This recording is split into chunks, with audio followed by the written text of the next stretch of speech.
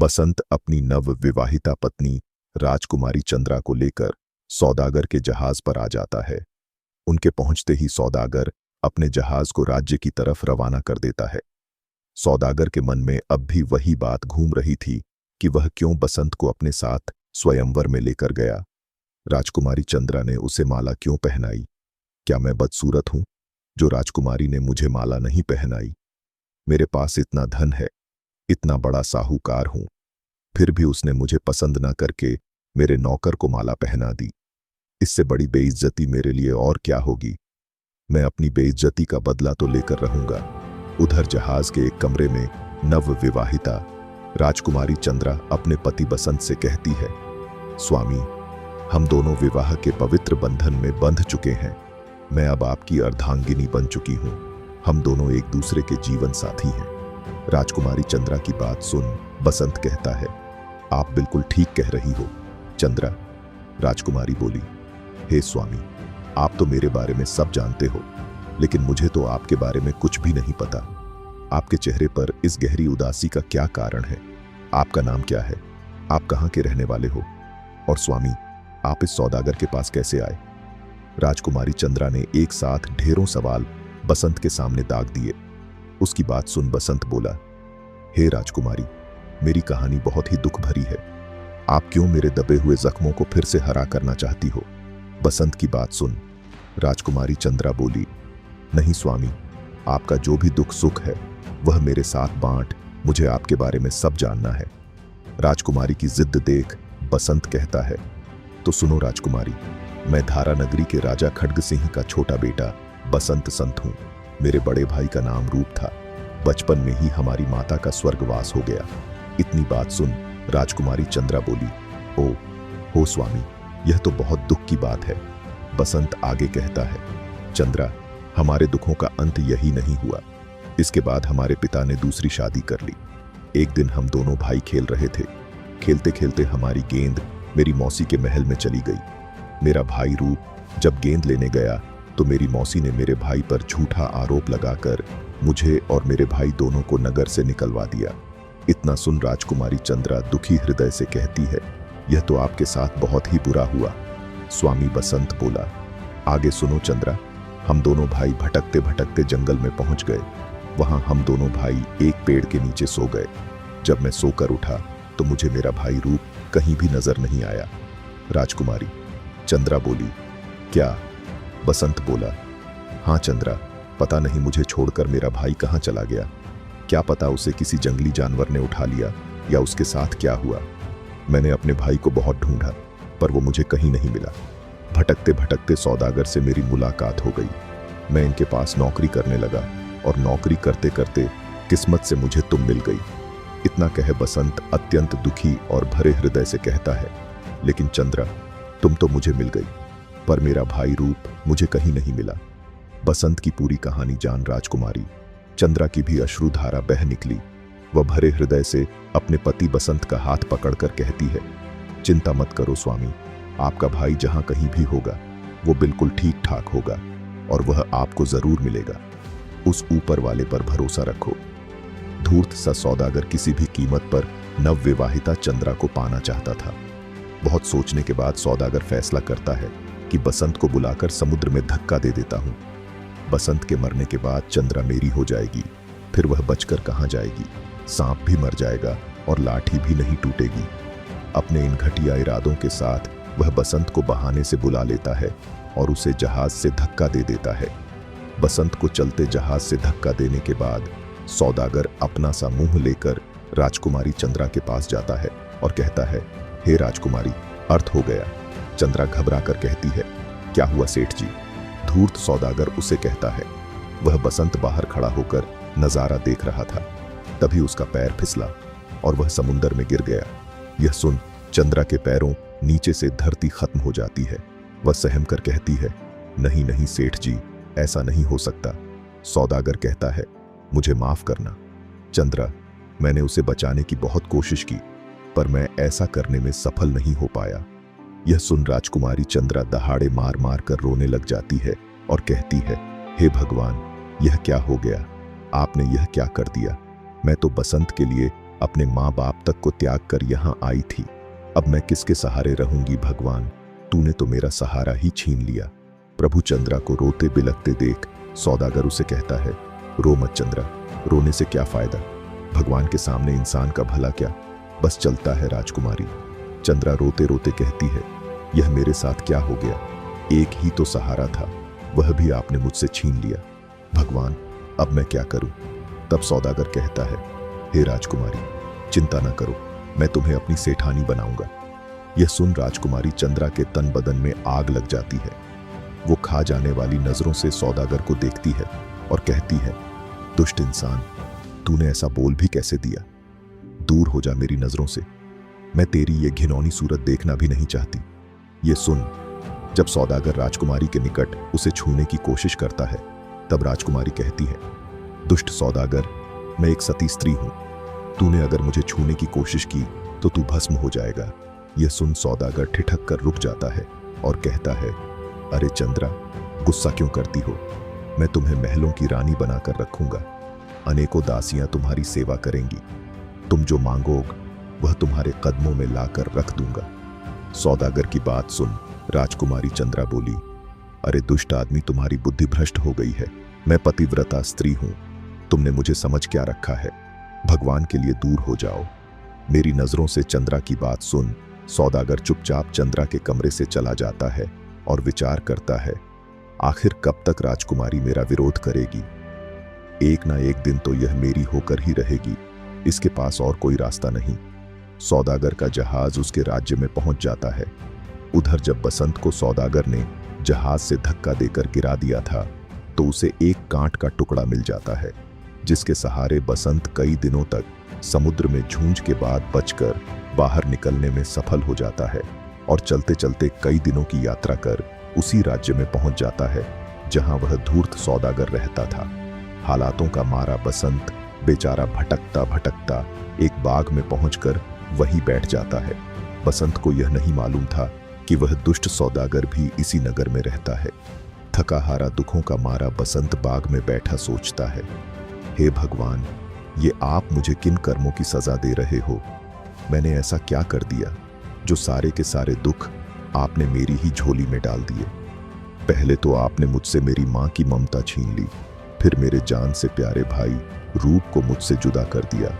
अब मेरी जिंदगी में थोड़ी सी खुशियां लेकर चंद्रा आई थी, वो भी आपसे सहन नहीं हुआ जो उसे भी मुझसे छीन लिया।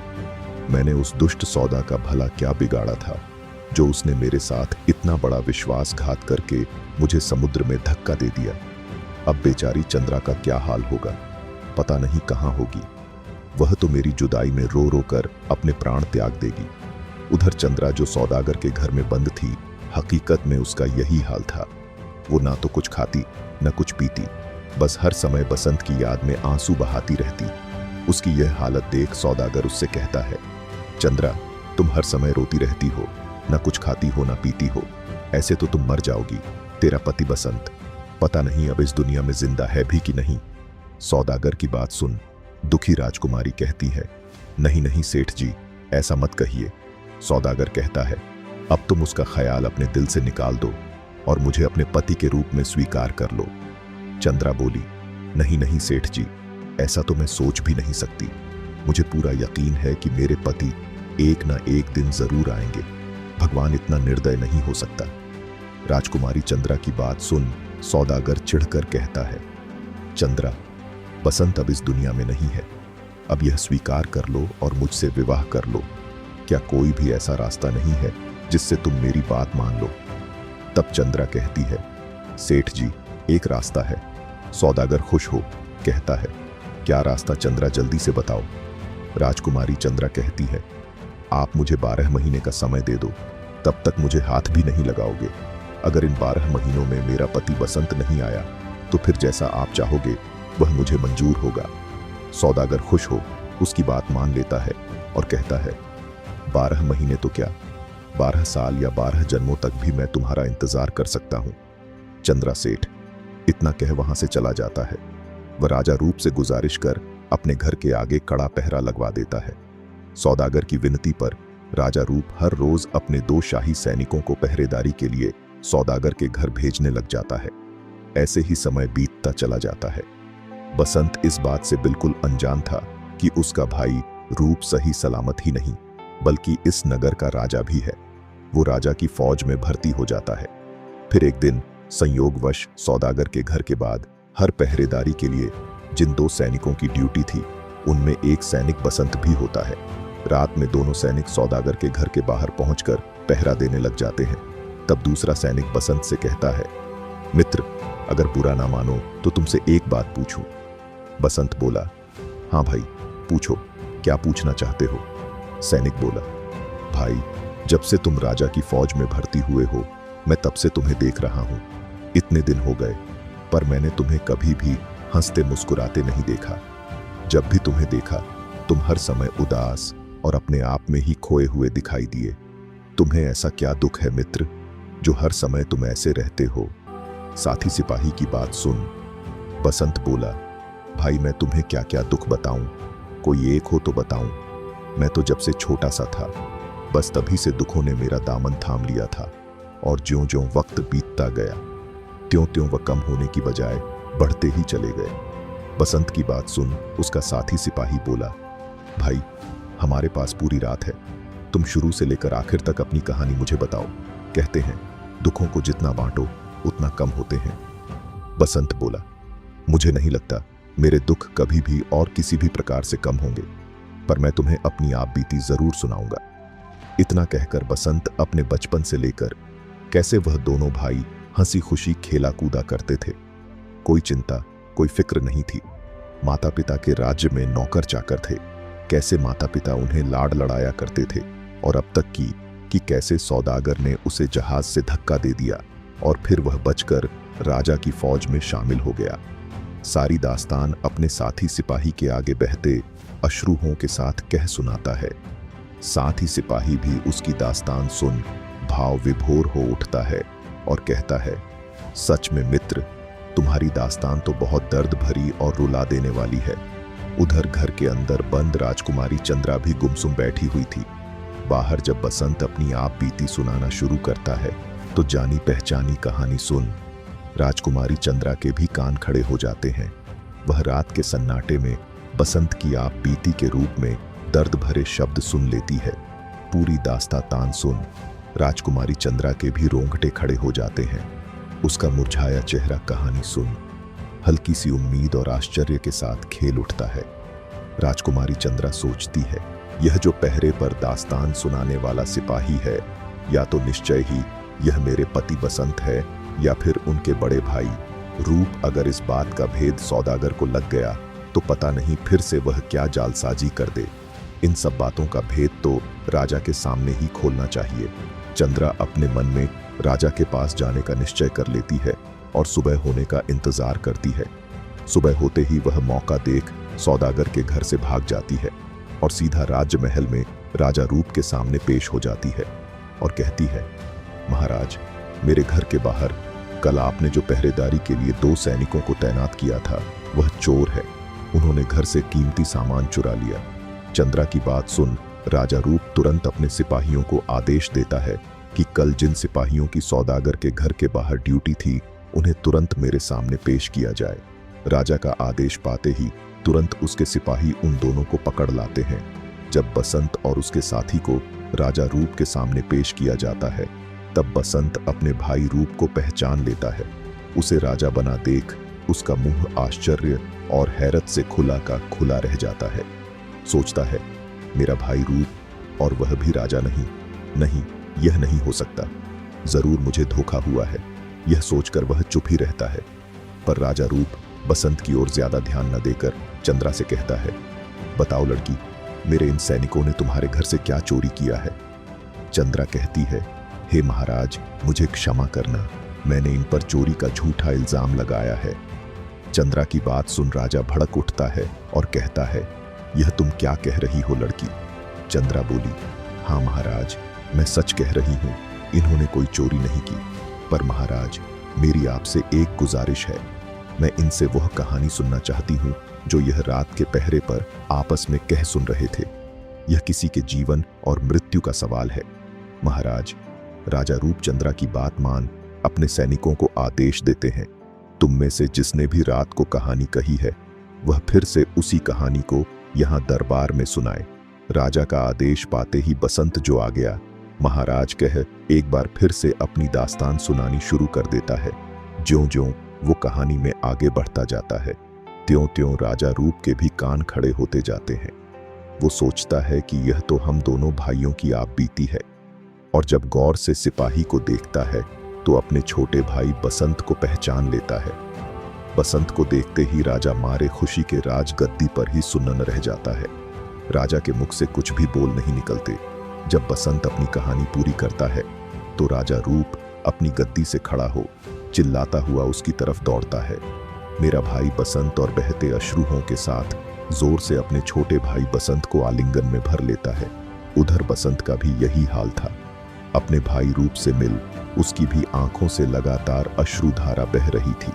राजकुमारी चंद्रा भी यह देख अत्यंत खुश हो जाती है और अपने खुशी के आंसुओं को रोक नहीं पाती। दोनों भाइयों की कहानी सुन और उनका आपसी प्रेम देख पूरा राज दरबार जोर जोर से तालियां बजा रहा था। सबकी आंखों में आंसू थे। महाराज रूप के हुक्म से दुष्ट सौदागर को तुरंत पकड़ लिया जाता है और उस नीच को जिंदा धरती के अंदर गाड़ दिया जाता है। बसंत के कहने पर दोनों भाई धारा नगरी में अपने पिता राजा खड्ग सिंह के पास जाते हैं और उन्हें सारी सच्चाई कह सुनाते हैं। सारी सच्चाई जान राजा खड्ग सिंह अपने घुटनों पर बैठकर दहाड़े मार मार कर रोता है और कहता है, मुझसे अनजाने में बहुत बड़ा पाप हो गया। प्रभु मुझे माफ कर दो बेटों। तुम्हारी माँ की बात मान लेता तो मैं इतने बड़े पाप का भागीदार नहीं बनता। वह तुरंत अपने सैनिकों को आदेश देकर उसको लटा रानी का मुंह काला कर उसे गधे पर बिठाकर पूरे राज्य में घुमवा आता है और अंततः उसे राज्य महल से बाहर निकाल देता है। रानी को सजा देने के बाद राजा खड्ग सिंह अपना सारा राज्य पाठ अपने दोनों बेटों के हवाले कर पश्चाताप करने के लिए जंगलों में चला जाता है। रूप अपने भाई बसंत को खुशी खुशी धारा नगरी की गद्दी पर बिठा उसका राज्य तिलक कर अपने राज्य लौट जाता है। राजा बसंत हाथ जोड़कर इन सब के लिए भगवान का शुक्रिया अदा करता है और खुशी खुशी राजकुमारी चंद्रा के साथ एक सुंदर जीवन करता है। कहानी का निष्कर्ष बताने से पहले मैं आप सबका एक बार फिर से कहानी में अंत तक बने रहने के लिए तहे दिल से धन्यवाद करता हूँ। निष्कर्ष, यह सिर्फ एक कहानी नहीं थी। यह प्रेम, त्याग, न्याय और नियति के संघर्ष की एक अद्भुत गाथा थी। धारा नगरी में जन्मे दो राजकुमार, एक निर्दोष मगर निष्कासित, दूसरा अनजाने में एक राजगद्दी का उत्तराधिकारी। माँ की ममता छिनी पिता की आंखों पर भ्रम का पर्दा पड़ा और एक सौतेली रानी के छल ने एक परिवार को बिखेर दिया। लेकिन नियति को कोई रोक नहीं सकता। जो बिछड़े थे वह फिर मिले, जिसने धोखा दिया उसे अपने कर्मों की सजा मिली और जिसने सच्चे प्रेम, निष्ठा और संघर्ष का रास्ता अपनाया उसने अंततः अपना अधिकार प्राप्त किया। इस कहानी ने हमें सिखाया, सच्चाई और न्याय की जीत हमेशा होती है। धोखे और छल का अंत निश्चित है। भाइयों का प्रेम अटूट होता है, वक्त चाहे कितना भी कठिन क्यों ना हो। हौसले और ईमानदारी से इंसान अपनी तकदीर बदल सकता है। और इस तरह एक गहरी साजिश से निकला एक युग प्रेम और न्याय की गूंज के साथ समाप्त हुआ। अगर आपको यह कहानी पसंद आई तो इसे अपने दोस्तों के साथ जरूर शेयर करें, क्योंकि कहानियां सिर्फ सुनी नहीं जाती बल्कि महसूस की जाती है। धन्यवाद मेरे लाडले दर्शकों।